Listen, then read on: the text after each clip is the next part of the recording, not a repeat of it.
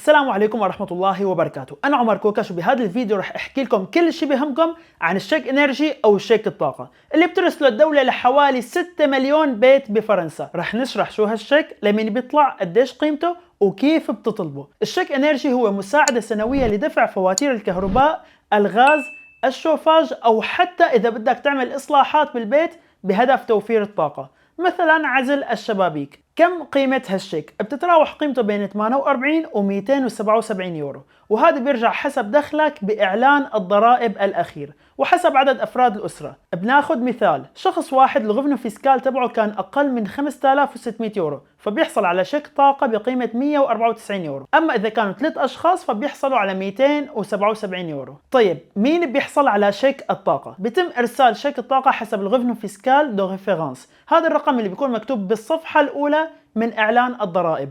إذا كنت شخص واحد وهالرقم أقل من 11000 يورو فبيطلع لك الشيك. إذا كنتوا اثنين لازم يكون أقل من 16500 يورو، 3 أقل من 19800، وبعدين بدكم تضيفوا 3300 يورو لكل شخص زيادة بالبيت. طالما انكم تحت هالحد فبيطلع لكم الشيك. طيب كيف بنطلب شيك الطاقة؟ هذا الشيك ما بينطلب وبيوصلكم اوتوماتيكيا مثل اي رسالة عادية على علبة بريدك. امتى؟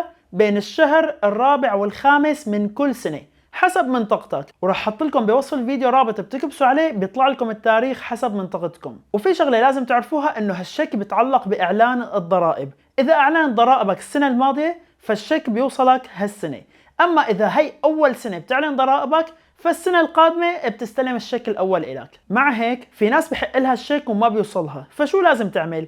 اول شيء بتتاكدوا انه الشيك بحق لكم. بتكتبوا على جوجل eligibility شيك انرجي، بتضغطوا على أول نتيجة، بيطلبوا منكم الرقم الضريبي، وهذا بتلاقوه بأول صفحة من ورقة الضرائب، بتحطوه وبتطلع لكم النتيجة. بتكون بهالشكل، مثلا هون عم يقولوا إنه هالسنة ما بيطلع لي، لكن السنة الماضية كان بحق لي وأخذته. أما أنتوا إذا بحق لكم وما وصلكم فبتقدروا تتواصلوا معهم تليفون أو عبر الاستمارة، ورح أحط لكم رقمهم بوصف الفيديو والتعليقات، وهن بيقولوا لكم وين المشكلة. بأغلب الأحيان بيكون السبب إنه مو مغيرين العنوان عند الضرائب، أو تأخير بإرساله بمدينتكم، أو أخطاء تانية بسيطة. البعض منكم قال لي إنه هو مستأجر وأعلن سابقا إنه ما عنده ضرائب، ومع هيك عم يطلع له إنه ما بيحق له شيك الطاقة. هذا مؤشر قوي إنه في خطأ بملفك عند الضرائب ولازم تحله. بتبدأ بالاتصال بالشيك إنرجي للتأكد، وإذا أكدوا لك فبتشوف الضرائب. طيب مش الحال ووصلكم الشيك، كيف ممكن تستعملوه؟ بعد ما يوصلكم معكم أقل من سنة بشوي لتصرفوه لآخر الشهر الثالث من السنة اللي بعدها.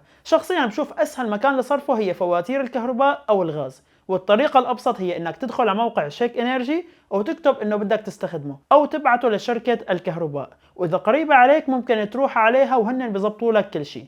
وبالورقة اللي بتيجي مع الشيك بيكتبوا لك كل هالتفاصيل كمان. بعد ما يصل للشركة بأيام بيأكدوا لك إنهم استلموه وراح يخصموه من الفواتير القادمة، وبعدها راح تحط لي إعجاب وتعطيني رأيك بتعليق لأن الفيديو خلص. وإذا مو متابعني تابعني مشان نشوف بعض بفيديوهات قادمة. كنت معكم أنا عمر كوكاش، سلام.